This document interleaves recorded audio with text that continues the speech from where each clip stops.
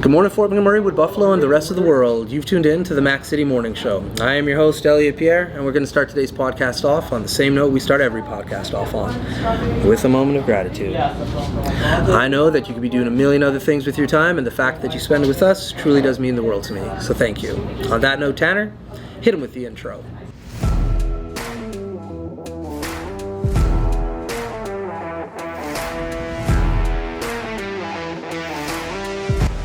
Hey, it's Keith Simpson here. I'm the general manager of Norel Toyota, soon to be Fort McMurray Toyota. Pretty excited for our new dealership. We're here to take care of you. Come on down and be part of our family. And we are back. Big shout out to our title sponsor, Norel Toyota. We really do appreciate your ongoing support. As everybody at home knows, I do not introduce my guests because they can do a better job at that than myself. So can you please tell everybody at home who you are and what you're about? Hi everyone, I'm Sue and I'm one of the co-directors of Fascination Film Festival. We're really excited to launch for the very first time in Edmonton. So we're excited to be here. Thank you, Elliot, for your time. No I problem. tend to just introduce myself short and sweet. I'm Sue, just like me, short and sweet. I like it. My mom is not even 5 feet. Oh, wow. And so she says the same thing. I'm short and sweet, or small things come in or great things come in small packages. Yes. Yeah. So tell me about this film thing that you're doing. Fascination actually started in Winnipeg. Okay. 2021, then expanded to Calgary. So this is the first time we're doing it. So Sean is the other co-director, and Sean C is a filmmaker as well. So it's just been great because he's at the helm of it, and he put together a group of very passionate volunteers to come together and hey, Edmonton doesn't have one. We have such a great festival city vibe, lots of festivals in Edmonton. Yeah. We're a growing population, and there's a lot of Asians settling here. So we really want to showcase Asian storytelling, the great talent that is here. Local filmmakers will also have an opportunity to showcase their film. Right? Imagine seeing your film on the big screen in the theater with the community people who are rooting for you, who are just wow, right? We want that feel. Yeah. We want to create a dialogue where people go and watch it together and then talk about it, because some of the programs that we put together is just phenomenal. We're really excited for the lineup. Yeah. And I've watched over 100 films. Oh, so wow. It's just to pick 19, it's been incredible. But each one just stands out so incredibly well. So we're hoping people come out, Fort Mac, Edmontonians, wherever you're in Alberta, come to Edmonton, come to Calgary. We have an incredible lineup of films to watch. And the community too. Yeah, so where are these films being viewed over this, I know it's over a day or two here in Edmonton. We have 3 days. Okay. And it'll be at Landmark. And Which Landmark? The Landmark downtown. So Landmark. Nice. That's what we mean, the big theater feel, actual theater.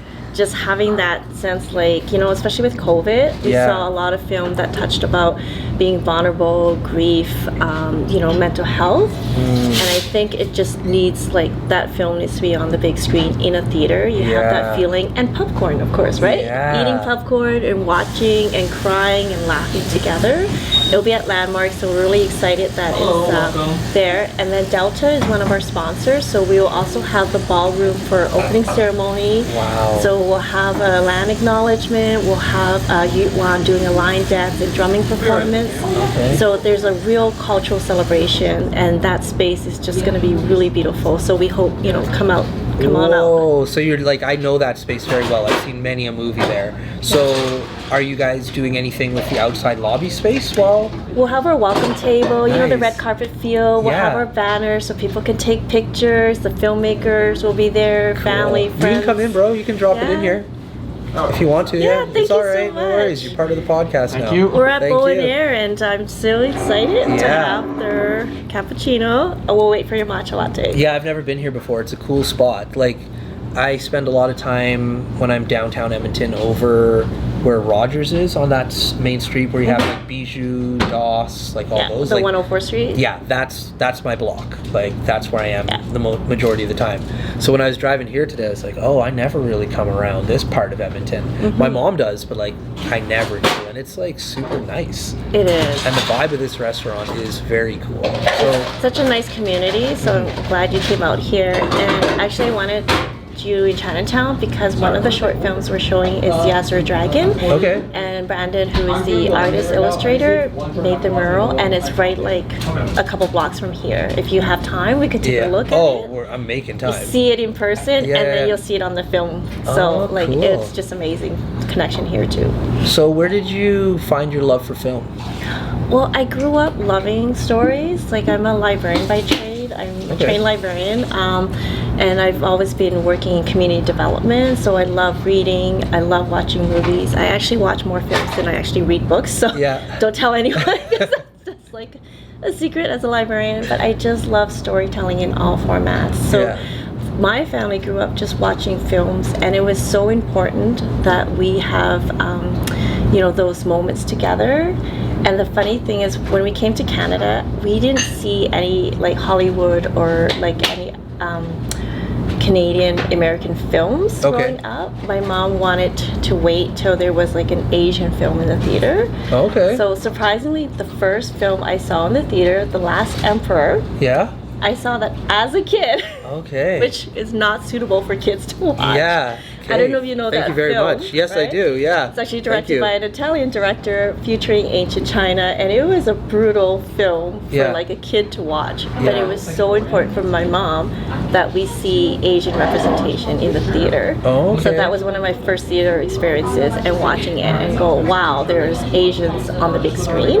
And then we grew up watching Hong Kong cinema, so I really love that. Like a lot of the action movies, I love Keanu Reeves because, in John Wick, he stored a lot of Hong Kong stunt people and choreography. Like a lot of that is built around that. Same thing with The Matrix, right? So I grew up with a lot of the Hong Kong action film, and also the indie films like Wong Kar-wai. Just like fell in love with some of the artistic film, and just like In the Mood for Love, which is where we're doing our concert fundraiser play on In the Mood for Film. And there's music played to the Asian films with Joselito and Nicholas Yee, which is amazing too. So there's all this connection, and it's all built around stories, right? So that's a long tangent. That's what you're supposed to. Stories and storytelling, but everyone I've talked to have been so open and be like, oh, it's amazing that there's this festival happening. People want to talk about film. They want to talk about their childhood, their memories, and sometimes trauma. But they just want a place to like gather, experience film, stories, and talk and have that connection. So that's what we really want our platform to be, creating this space. That's so cool. And so the films that we're watching, I've been to a few film festivals over my life. Are they different lengths in films? Like when I sit in a theater, is it like, okay, we're going to sit down for 3 hours and you're going to see 5 different films in this? Or is it kind of like, no, you're sitting down and picking full movies that you would like to go see? Well, we have feature films and documentaries that are just a full length, but our shorts program, each one has like about 7 to 8 that we put together based on the theme and just the journey too. Like you'll experience it through the shorts program. We have like a mix, like it's called Unspoken Bonds, and we talk about love, different kinds of love and the conditions of it. So like Ramen Boys, it's really like everyone can relate to it, having your first crush, that awkwardness. How do you get someone's attention? Because you have this big crush and you want to like meet them, but it's so awkward. So that's just such a nice little coming of age story there. But then we have something like The Steak, which like technically it's just beautifully shot, the technique and the production of it. Then you add in the storyline, and it's just like, wow, how did they do this? How did they do it, right?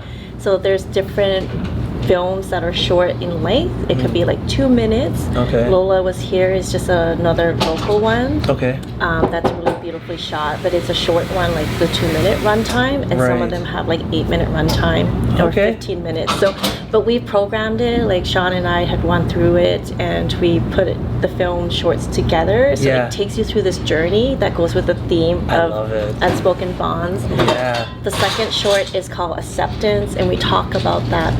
And it also plays with Mother's Day weekend, where there's love, there's strong female presence about motherhood, parenthood.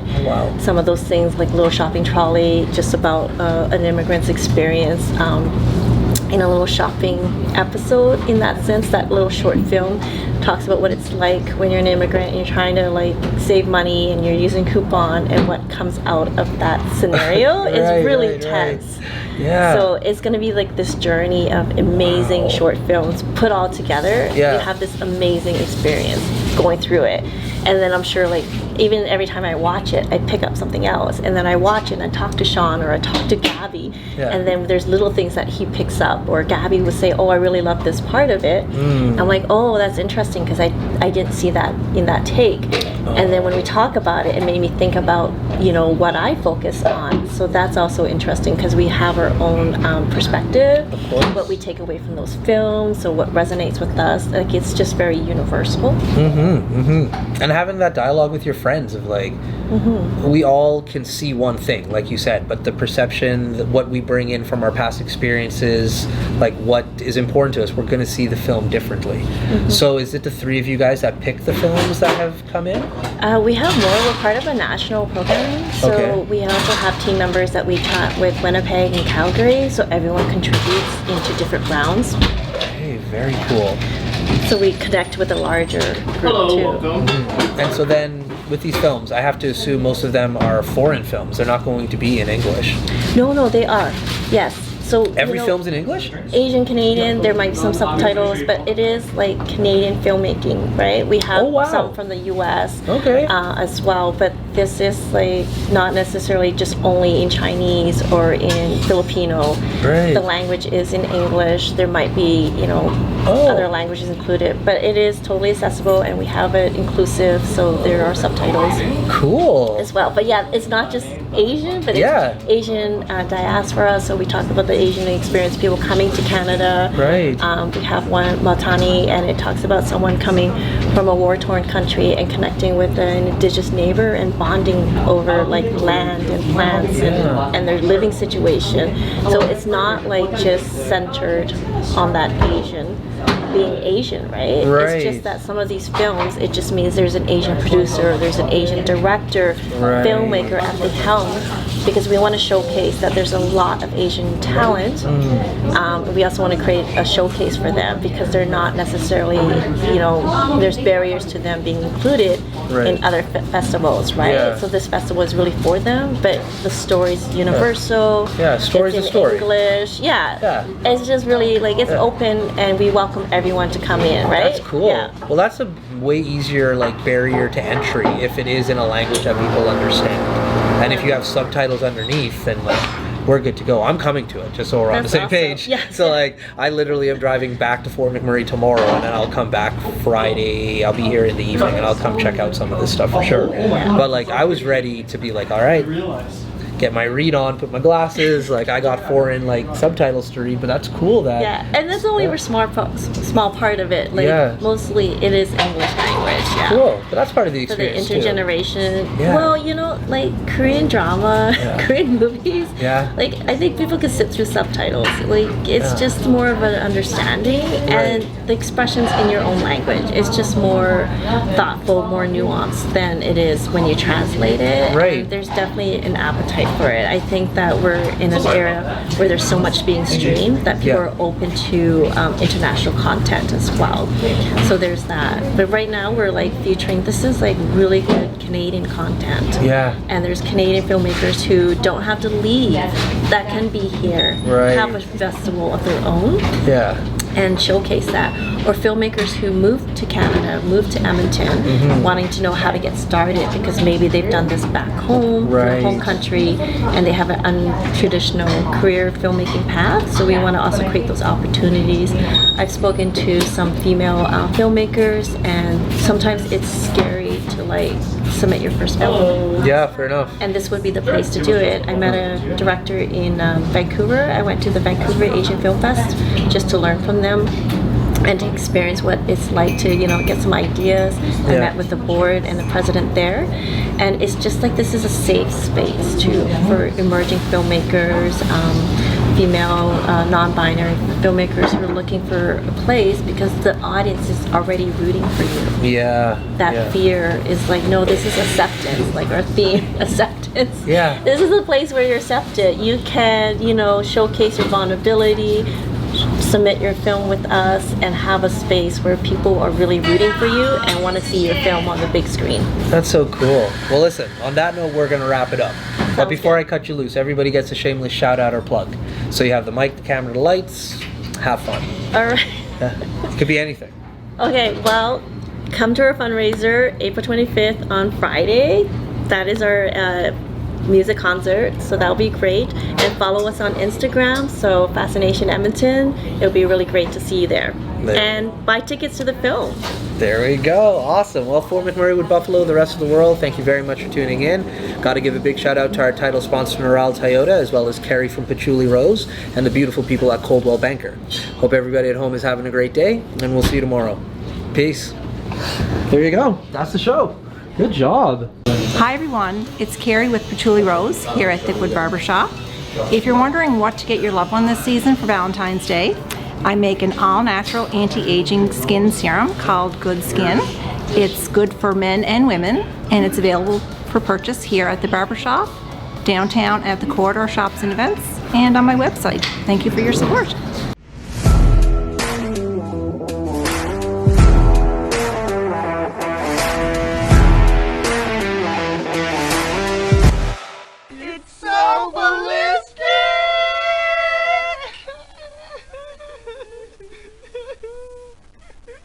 Talk about quenching your ugly thirst.